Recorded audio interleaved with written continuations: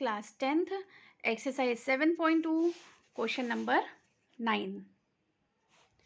Find the coordinates of the points which divide the line segment joining A -2 2 and B 2 8 into 4 equal parts. यानी A B एक line है और इसका 4 equal parts में divide किया गया है और जिनके कोऑर्डिनेट्स हमें ए और बी के दे दिए हैं. अब हमें क्या करना है, जो वो 4 पार्ट्स हुए हैं उनके 4 पार्ट्स में जो डिवाइड किया गया है उनके कोऑर्डिनेट्स हमें फाइंड आउट करने हैं. ये देखिए लाइन ए बी है. ए बी को हमने 4 इक्वल पार्ट्स में डिवाइड कर दिया, 4 पार्ट्स में कर दिया. तो हमें पी क्यू आर करके 3 कोऑर्डिनेट्स फाइंड आउट करने हैं. ये ए और बी के कोऑर्डिनेट्स हमें दिए हुए हैं, पी क्यू आर के कोऑर्डिनेट्स हमें फाइंड आउट करने हैं. अगर हम पी के कोऑर्डिनेट्स फाइंड करते हैं तो उसके लिए m1 m2 की रेशो क्या होगा. आप ये देखिए, ये 4 इक्वल पार्ट्स में डिवाइड हुआ है. तो P के लिए क्या हुआ, 1. इधर का जो रेशो है ये कितना आएगा, 1. और इधर का कितना हो गया, 1 + 1 + 1. यानी P के लिए m1 m2 की वैल्यू क्या हो गई, इंटरनली डिवाइडेड किस रेशो में हो गए, 1:3. अब PQ की बात करते हैं. Q में अगर आप देखें तो यहाँ पे कितना हो गया, 1 + 1. यानी इस साइड का जो रेशो है वो कितना है, 2. इस साइड का देख लेते हैं, 1 + 1. यानी इस साइड का भी रेशो कितना है, 2. तो Q के लिए m1 m2 की वैल्यू क्या हो गई, 2:2. इसी तरह से R के लिए देखिए, यहां से लेकर यहां तक का हमें देखना है, चेक करना है. तो 1 + 1 + 1. यहाँ का कितना हो गया, 3. और यहाँ का कितना हो गया, 1. तो क्या रेशो निकला, 3:1. अब जब हम क्वेश्चन सॉल्व करेंगे तो धीरे धीरे आपको और समझ में आ जाएगा. तो सबसे पहले P के लिए हम लोग फाइंड आउट करेंगे. P के लिए हमने क्या ले लिया है, x1 y1, Q के लिए x2 y2 और R के लिए x3 y3. इनके कोऑर्डिनेट्स हैं. Be the points which divide the line segment AB into 4 equal parts. P, Q, R 4 equal parts में divide होते हैं. Then P divides AB. देखिए, P divides AB in the ratio 1:3 internally. आप अभी मैंने आपको बताया P किस तरह से डिवाइड कर रहा है, इधर 1 पार्ट है और इस साइड कितने पार्ट्स हैं, 1 2 and 3 पार्ट्स. तो इसका रेशो कितना हो गया, 1:3. P के लिए m1 m2 की वैल्यू क्या हो गई, 1 and 3. और x1 y1 x2 y2.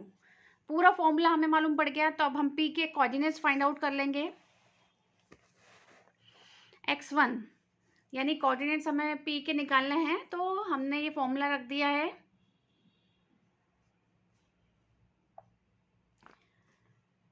m1 की वैल्यू, x की वैल्यू, x2 की वैल्यू, m1 + m2. इसको हमने सॉल्व किया तो हमारे x1 की यानी P का जो कोऑर्डिनेट्स है उसकी वैल्यू कितनी आई, -1. अब इसी तरह y की वैल्यू फाइंड आउट कर लेते हैं. सेम यूज फॉर्मूला हमारा कि भाई a का coordinates x1 y1 m1 y1 m2 y2 और m1 + m2. इसको हमने प्लस किया तो हमारी वैल्यू कितनी आई, 7/2. यानी P को जब डिवाइड किया उसके इंटरनल रेशो 1:3 थे, तो x के उसके कोऑर्डिनेट्स क्या आ गए, -1 7/2. अब हम सिमिलरली हम लोग फाइंड करेंगे Q और R के लिए. Q और R के लिए फाइंड आउट करेंगे.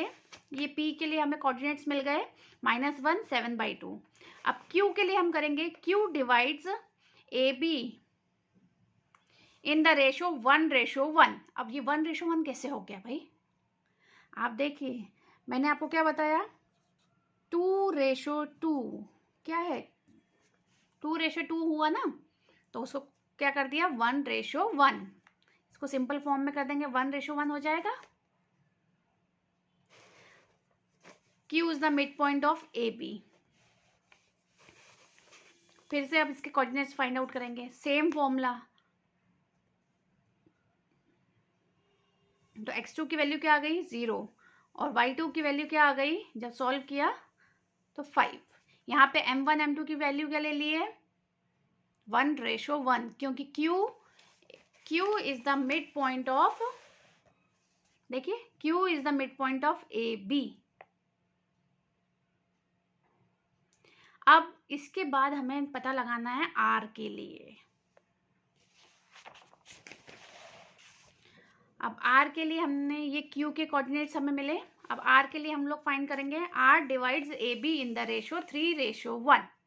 ये मैंने अभी आपको बताया था कि 3:1 के रूप में वो डिवाइड हो रहा है। तो m1 m2 की वैल्यू क्या हो गई 3 और 1, और बाकी x की वैल्यूज तो वही हैं जो A और B में दी हुई हैं। ये m1, ये m2, ये m1 प्लस m2 और ये x1 और x2 की वैल्यू। इसको सॉल्व किया तो हमारी वैल्यू क्या आई 1, यानी R का जो कोऑर्डिनेट्स है उसकी वैल्यू कितनी आ रही है 1।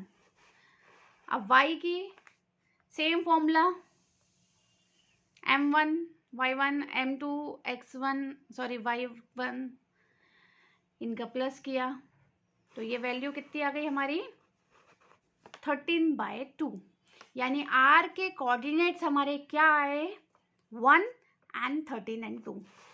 R के कोऑर्डिनेट्स क्या आ गए 1 and 13/2। बहुत इजी चीज़ थी। उन्होंने सिर्फ इतना बोला है कि एक लाइन के हमने 4 पार्ट्स कर दिए। तो आपको इसमें जो मेन चीज़ ध्यान रखने वाली बात है वो है कि इंटरनली इनके जो m1 m2 की वैल्यू है वो हमें कैसे फाइंड करनी है। मोस्ट इम्पॉर्टेंट थिंग वही है, बाकी सारी चीज़ें बहुत इजीली इसमें दी हुई हैं। Thank you for watching.